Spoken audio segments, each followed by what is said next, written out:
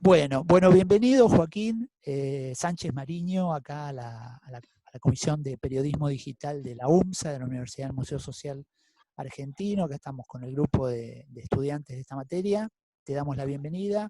Te agradezco mucho que te hayas sumado a este encuentro virtual, a esta entrevista, para charlar un poco de tu forma de hacer periodismo, de tu opinión sobre los medios digitales, que me interesa mucho, que te explayes un poquito.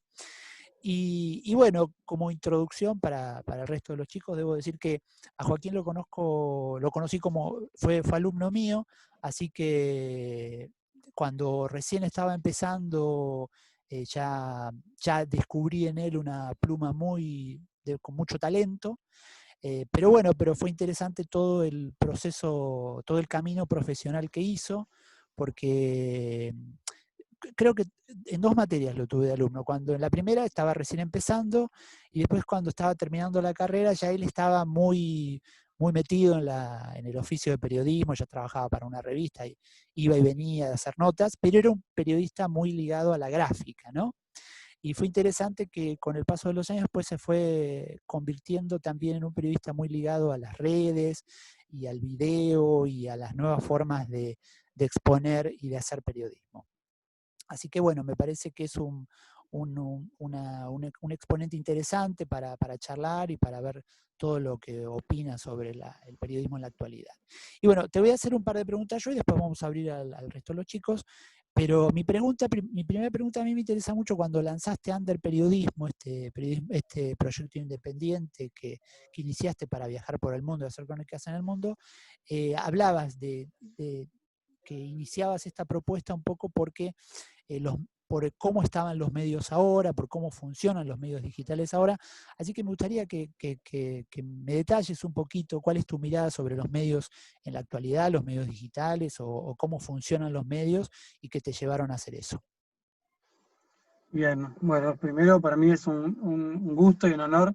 Es como una especie de pequeño, esas cosas cíclicas, ¿no? De la carrera, que uno tiene primero un profesor y uno se va formando y después se encuentra con esos profesores como colegas y es enriquecido. Siempre sí, uno sigue aprendiendo.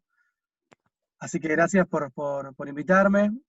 Lo que me llevó primero a crear esto que le puse Under Periodismo de nombre fue, si se quiere, un diagnóstico que hice del mercado periodístico, pero el mercado periodístico o el mercado editorial se puede analizar desde dos ópticas, ¿no? Si uno analiza los medios desde la audiencia, y podemos charlar sobre cómo están los medios hoy, hablar de la fake news, hablar de la industria, desde el punto de consumidores. Pero Underperiodismo para mí tuvo que ver también con un análisis de los medios desde mirada de periodista. Eh, Había una frase de Woody Allen que decía que solo le interesaba el futuro porque es el lugar donde va a pasar el resto de su vida. Bueno, a mí me interesa el mundo periodístico porque es el lugar donde evidentemente voy a pasar el resto de mi vida. Entonces está esa otra mirada, que es analizar la industria periodística desde el lugar de un periodista que va a pasar sus días metido en esa industria y que de algún modo el mundo, las tecnologías nos ofrecen maneras de pensar cómo queremos que sea nuestra carrera. Eso que antes estaba dado, ¿no? Uno entraba, si vos hacías una carrera en tele, hacías tu carrera en tele, o en gráfica, en gráfica. Hoy me parece que está a la mano la posibilidad de moldear. Yo me fui encontrando con esas posibilidades, con esas herramientas, y Andar Periodismo nació de la vocación de poder moldear mi carrera o lo que yo iba a pasar, eh, el tipo de notas que hiciera, que tomara la forma de lo que a mí me gusta y lo que a mí me apasiona, que es hacer periodismo desde el terreno, o sea, en el lugar de los hechos, y con un arraigambre fuerte en política internacional o periodismo social internacional, no meramente político. Me pasaba que yo quería hacer por ahí cobertura, en un momento pasó lo de Venezuela, bueno, sigue pasando, pero yo quería cubrir Venezuela y no había manera de que un medio me mandara porque era caro y no le parecía interesante. Tenía ganas de cubrir lo que pasaba en el Amazonas con los incendios y tampoco era posible porque a nadie le parecía interesante.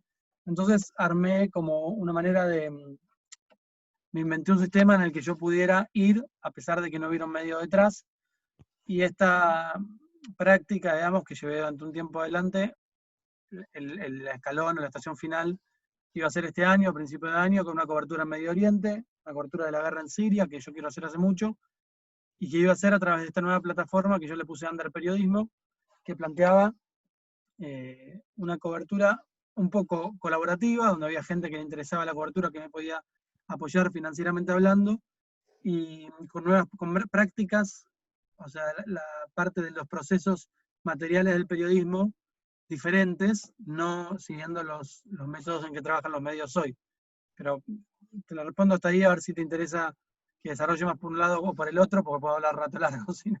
No, a ver, a mí, por un lado me interesa, creo que lo dijiste en un texto que tú escribiste, varios textos que fuiste lanzando cuando lanzaste Under Periodismo, y dijiste un poco como esto que vos señalás de ir al lugar de los hechos, y bueno, es interesante porque hoy mucho del periodismo digital se hace en el escritorio, ¿sí? Hay mucho de esta figura del periodista curador, y es el opuesto a lo que vos planteás, ¿no? Un poco vos le escapabas a esta figura del periodista curador. Claro.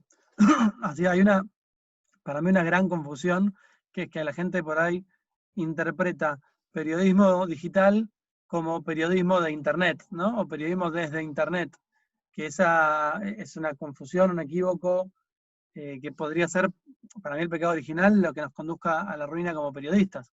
Para mí periodismo digital es todo lo contrario que periodismo desde Internet. El periodismo, yo trabajé en muchas redacciones, se está tornando, obviamente que tiene que ver con la crisis económica, ¿no? Que los editores quieren cada vez más periodistas en sus escritorios, que frente a la computadora puedan hacer 3, 4 notas por día, porque te dicen, hacer una nota sobre los policías que se arrodillaron por George Floyd. Entonces vos googleás y haces una nota de George Floyd. Y a la media hora te dicen, bueno, ahora hacete una nota de lo que dijo Trump. Y googleás y haces una nota de lo que dijo Trump. Y te dice, bueno, y ahora hace una nota con los videos más crueles de las redes. Y por ahí en un turno haces 4, 5, 6 notas de periodismo digital desde el escritorio. Y yo empezaba a notar, trabajando en relación de dependencia, que los editores me querían cada vez más tiempo frente al escritorio, ¿no? Y además uno, cuando va acumulando experiencia y años de trabajo, el camino natural es volverte editor, y el volverte editor es estar aún más en el escritorio y ni siquiera escribiendo las notas, sino pidiendo notas. Por lo cual es algo medio antinatural, que mientras más periodista sos, más te vas alejando del periodismo, ¿no? Entonces a mí ese diagnóstico, que era muy alejado de lo que a mí me gusta, de lo que a mí me apasiona, me llevó a ver cómo podía convertir el periodismo digital en un periodismo más parecido al de antes, un periodismo tradicional, pero con las herramientas de lo digital. Es decir, que ya no, que yo pudiera con mi teléfono ir al lugar de los hechos y filmar un video, por ahí una crónica, era solo hacer stories. Otra pieza periodística podría ser un solo video, plano secuencia, sin cortes, puesto en un Instagram. Otro podría ser un hilo de Twitter. Cómo hacer periodismo sin depender de un medio y con un teléfono, ¿no? Y me di cuenta en varias experiencias de coberturas que de repente eso era tomado por todos los medios tradicionales y reconvertía lo que yo entendía de periodismo, ¿no? Perfecto. Y decime, pero la cuestión es que lo lograste, o por lo menos estás en ese camino, ¿no? De lograrlo. Igualmente me interesa un poco esa transformación que fue del periodista de la gráfica, dedicado a escribir, al periodista más orientado a las redes sociales, a los videos. Fue natural, bueno, yo me acuerdo de ese viaje que hiciste con unos amigos, que hicieron ese blog, que fue un poco... Claro, y digamos, a partir de ahí te vi en un montón de videos y me gustan, eran muy interesantes algunos falsos vivos que hacías, ¿no? Contabas en el momento lo que te estaba pasando. ¿Fue natural ese encuentro con esa forma de crónica a partir del escritor? Fue, bueno, natural, pero me resistí un poco, ¿no? Porque obviamente yo me crecí o me formé con el ideal de escritor antes que de periodista. Yo quería escribir, como vos decís, me formé en la gráfica. Entonces, darme cuenta o asumir que la mejor manera de contar algunas historias no era a través de un texto, puse un poco de resistencia, ¿no? En el año 2018 entré a trabajar en un medio que se llama redacción.com.ar, un medio joven y mucho más moderno en muchos aspectos, y empecé a trabajar con un chico mucho más joven que yo tengo 34, él tiene 24, Maxi de Rito, y él me empezó a ablandar y el cero lector, odia los textos largos, y me empezaba a putear por textos largos, y en ese diálogo con él, 10 años más joven que yo, él empezó a aprender algunas cosas de mí, yo empecé a aprender algunas cosas de él, y me volví un poquito más permeable a que algunas historias, si yo quería que alguien las leyera o que a alguien le llegaran, no necesariamente tenían que ser escritas con un texto. Entonces, una especie de prueba piloto de eso fue en Venezuela.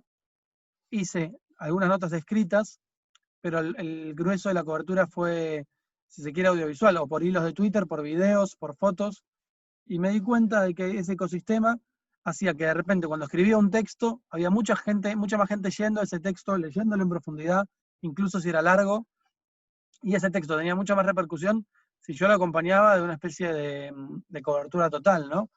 Y ahí fue que me di cuenta que no era resignar el texto en manos del video, sino aprender a hacerlo convivir, y soltar, bueno, un montón de prejuicios que también yo tenía contra la idea de la inmediatez. Bueno, nada, me parece que tuvo que ver eso, tiene también que ver con la vocación de que alguien conozca las historias que cuento. Es decir, era una especie de señuelo las stories, los videos, para que finalmente lleguen al texto extenso. Digamos, funcionan de Así esa manera. empezó.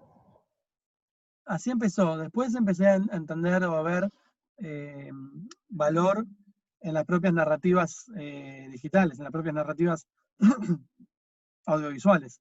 Así como si al principio era, yo quería escribir y buscaba excusas para que vayan al texto, hoy me parece que tiene un valor de por sí, me divierte hacer las historias, armar las historias en videos, en stories, en hilos, ya le veo un valor porque también tiene un impacto diferente, y es como, no sé, son un poco como deportes paralelos, y también me está pasando que ahora el momento de escritura estoy volviendo a una cosa más artesanal, porque también el año pasado escribí notas a rolete, porque trabajé mucho para Infobae, que apunta a otro modelo periodístico, ¿no? De volumen y de velocidad, y escribí en el año pasado, había escrito 100 notas, 2, 3 notas por semana, y me saturé un poco. Entonces ahora estoy tratando de volver a algo más, volver a mis procesos de trabajo que me interesen a mí, por eso Under Periodismo planteaba un poco alejarse de esa velocidad de publicación, y que hacer las cosas con verdadero compromiso, digamos. ¿Qué es eso de volumen y velocidad? Porque es que publican notas más largas y rápidamente tienen que salir. Tienen que publicar muchas notas largas. Sí, no, el volumen en realidad, la longitud de la nota tienen una longitud mínima, o sea, los editores te dicen mínimo, ponele 400 palabras, que es un poco el mínimo que Google te indexa la nota de determinada manera y te rankea mejor o peor. Eso lo tienen estudiado, pero volumen y velocidad se refiere a volumen, cantidad de notas, ¿no? Que producen muchas notas.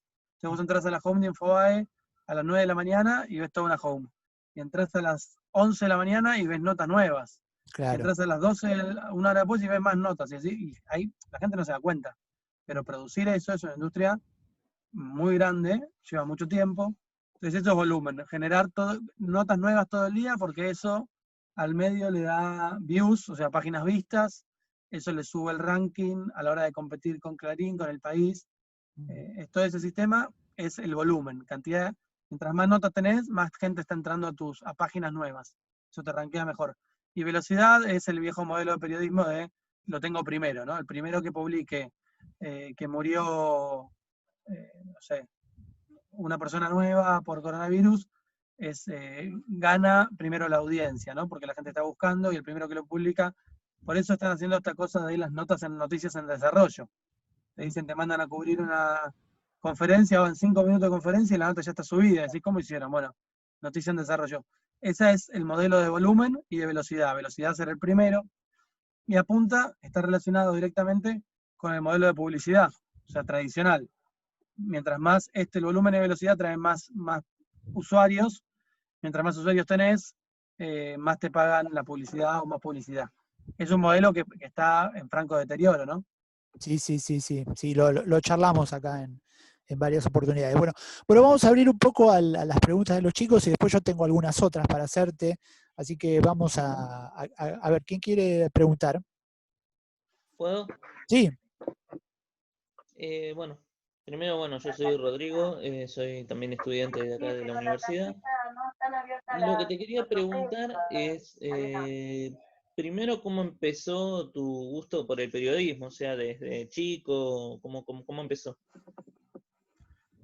Bueno, en realidad yo, a ver, empecé a estudiar Derecho, Abogacía, por una...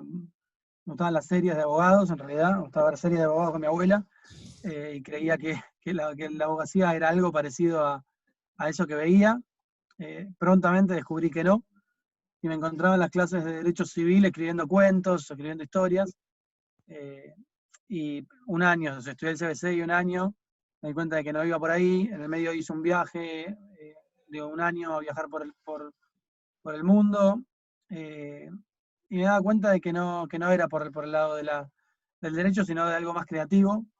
Mi hermano estudiaba periodismo, mi hermano más grande, y me parecía que en el periodismo había una posibilidad de vivir de la escritura. Yo lo que quería era escribir, no quería estudiar letras por el viejo dicho de que si querés escribir y estudias letras, dejás de escribir. Entonces no quería estudiar letras, y me parecía que periodismo era la posibilidad, o comunicación, en realidad lo que estudié es comunicación social, era la posibilidad, me iba a dar la posibilidad de vivir de la escritura. Porque eso era como para mí el sueño en su momento, ¿no? Que si yo escribía y me pagaban, era como una especie de, estaba estafando a alguien. Así que empecé un poco por ahí. Al año, como bien contó Sebastián, al año o al segundo año, ya empecé a trabajar en Revista Gente. Entonces empecé a combinar el estudio formal con el trabajo de campo, con el trabajo efectivo. Y ahí me enamoré un poquito más del periodismo, me enamoré, seguí amando la literatura, seguí dedicándome mucho tiempo a la literatura, pero eso de ir a hacer notas, hacer entrevistas, ir a los lugares y contar qué pasaba, empecé a enamorar de ir con un fotógrafo a descubrir cosas, estar en el lugar de los hechos. Empecé a sentir una adrenalina increíble y durante un tiempo convivieron la pasión por los viajes, por la literatura y por el periodismo. Eh, Así que siempre entendí al periodismo como una especie primero que como un oficio creativo, y segundo como de algún modo una especie de subgénero de la literatura, con todos los atributos que tiene que tener una nota periodística, pero para mí el periodismo es un oficio creativo, no es un oficio de repetición o del mero informar, ¿no? Así que bueno, un poco por ahí. bueno. Bueno, ¿alguien más quiere hacer alguna pregunta? Eh, yo quería preguntar algo. ¿Qué tal, Joaquín? Buenas noches. Juan Basile te ¿Cómo habla. estás? Sí, quería preguntarte cómo fue tu experiencia de estar en Venezuela, de viajar por ese país, y si era lo que esperabas, o sea, me imagino que por ahí tenías un preconcepto del país, y si cuando estuviste ahí ese preconcepto cambió, se mantuvo, o sea, ¿qué fue con lo que te encontraste? Bueno, el caso de Venezuela para mí fue justamente un país del que todos, en un momento me di cuenta que todos en Buenos Aires, casi todos en la Argentina, por ver los medios, tenían de pronto una opinión de Venezuela. Eh, Nadie, por ahí muchos no conocían, pero todos empezaban a tener una opinión. Y yo me di cuenta, me encontré a mí mismo teniendo una opinión sobre Venezuela, sin haber estado en Venezuela, sin haber leído suficiente sobre Venezuela. Me di cuenta que de repente se estaba formando algo parecido a una opinión en mi cabeza y dije, ¿de dónde sale esta opinión si no tengo la más puta idea? Y eso fue una especie de alerta. Yo justo había renunciado a un trabajo porque no tenía más ganas de trabajar desde el escritorio, justamente para llevar adelante esto que charlamos antes. Y había tantos preconceptos sobre Venezuela que me pareció lo mejor que podía hacer, una especie de homenaje al periodismo, era, ya que había renunciado, viajar a Venezuela para poner de relieve esto que yo estaba percibiendo y poner en duda y chequear todos estos preceptos que tenía. Entonces viajé con muchas advertencias, si se quiere, pero tratando de no tener una imagen acabada. Por lo cual, con lo que me encontré fue con que muchas cosas de las que pensaba se ratificaron, otras no, pero fui viste, a correr la maleza, a desmitificar más que a ratificar, que eso es una especie de mala práctica del periodismo, siempre trata de ratificar lo que piensa en vez de rectificar lo que no sabe. Bueno, yo fui con esa segunda intención.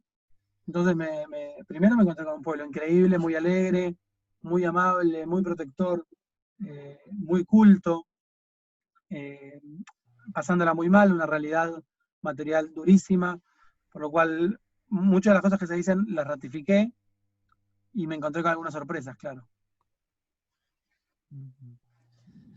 Bueno, quedan 5 minutitos, voy a hacerte alguna cortita, después cortamos y volvemos, ¿sí? Dale.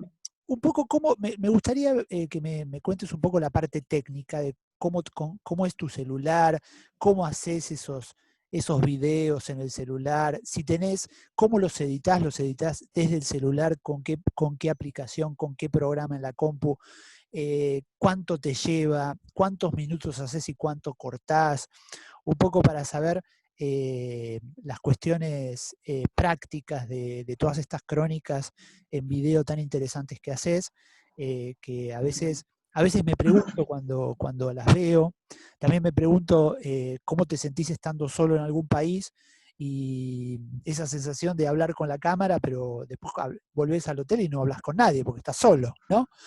Así que... hotel en el mejor de los casos, ¿no? Claro, en el mejor de los casos, hotel. Pero bueno, un poco, saber un poco cómo es esa mecánica, esa parte técnica que es importante también porque es determinante en tu laburo, ¿sí? Igual quedan 4 minutos y después ese es el celular que llevas a todas partes. Este es el celular que ya está para retirarlo, es el que usé por lo menos desde Venezuela hasta acá, pero ahora tengo un nuevo teléfono que es de Samsung, que es mejor. La verdad es que la cobertura en Venezuela fue solo con un teléfono y eso y fue casual, digamos, en realidad fue producto de la circunstancia. En Venezuela yo entré como turista, no entré como periodista porque era muy difícil conseguir la visa de periodista y era más delicado.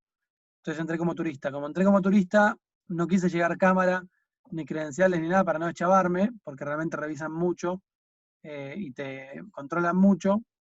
Entonces fui solo con un teléfono, con 2 teléfonos, simplemente para esquivar el control bolivariano. Y eso resultó, no lo había hecho nunca, trabajar solo con teléfono, resultó en que me daba muchas herramientas muy prácticas, porque lo primero que te genera es una cercanía inmediata con el que está mirando, porque no hay, viste, se nota que no hay una cámara de por medio que produce cierta distancia. A veces mientras mejor la cámara, mientras más equipo, es peor el resultado, ¿no? Entonces esa precariedad involuntaria resultó en algo positivo. Entonces a partir de ahí, si bien en otros viajes viajé con cámara, la verdad es que me encuentro con que me es mucho más, sigo llevando la cámara porque no sé, porque en algún momento sirve para una foto, pero es mucho más práctico trabajar solo con teléfono. El teléfono ahora tengo un Samsung, o sea, este es un Sony, pero tengo un Samsung S10 Plus, que graba muy bien, tiene 3 lentes, un angular, un zoom y uno tradicional. Y la verdad que me es mucho más práctico, me es mucho más sencillo. Grabo y edito en el teléfono. También manejo Premiere, viajo con computadora y a veces, en algunos casos, cuando tenés que poner 2 imágenes en la pantalla y demás, uso el Premiere, pero me es mucho más práctico usar el InShot. Es una app que les recomiendo bajarla si les interesa editar en el teléfono. Se llama InShot, tengo el Pro, que pago, no sé, creo que $3 por mes. Y edito todo desde ahí, subtitulo a veces de ahí, pongo efectos, transiciones, a veces en 16:9, en horizontal, a veces en vertical. Lo hago casi todo, salvo en unas circunstancias extraordinarias, lo hago casi todo desde el teléfono. Me parece a mí me resultó lo más práctico porque es lo más veloz y a veces, en algunos casos, sobre todo cuando son coberturas periodísticas de agenda, es más importante publicar rápido que publicar un video del todo muy embellecido, digamos. Así que eso son un poco, tengo un micrófono, tengo un micrófono, uno que es tipo boom y otro más corbatero, los dos se enchufan en el teléfono, y trípodes, luces, tengo un poquito de algún equipamiento para ir acompañando el teléfono, pero casi todo es en miniatura, digamos. Buenísimo. ¿Y cuánto te lleva? Queda 1 minuto 10. Ya saben que cuando se corte nos encontramos en 2 minutos o 3 en la misma sala, ¿sí? Pero, ¿cuánto te lleva más o menos hacer cada uno de los videos? Y depende del video, si es una cosa como que filmé un acontecimiento, dije algo, filmé el acontecimiento y es simplemente un montaje, me lleva menos tiempo porque es uno atrás de monto y eso se hace muy rápido. Si tiene un poco de voz en off o algún efecto o es un video más largo, me puede llevar por ahí, supongamos un video de 5 minutos, me puede llevar 2 horas, más o menos. Pero también depende de la complejidad, depende de la pieza, ¿no? Claro. Pero entre 1 y 2 horas, 3 en algunos casos, con el teléfono. Yo diría que entre 1 y 2. Buenísimo, perfecto. Bueno, ahora cuando volvamos te voy a preguntar, y por supuesto el resto de los chicos también puede preguntar, pero te voy a preguntar un poco cómo ves el periodismo en este momento de pandemia, que parece que está acelerando cambios que se venían planteando, y además vos estuviste viajando, estuviste varado en México, un poco cómo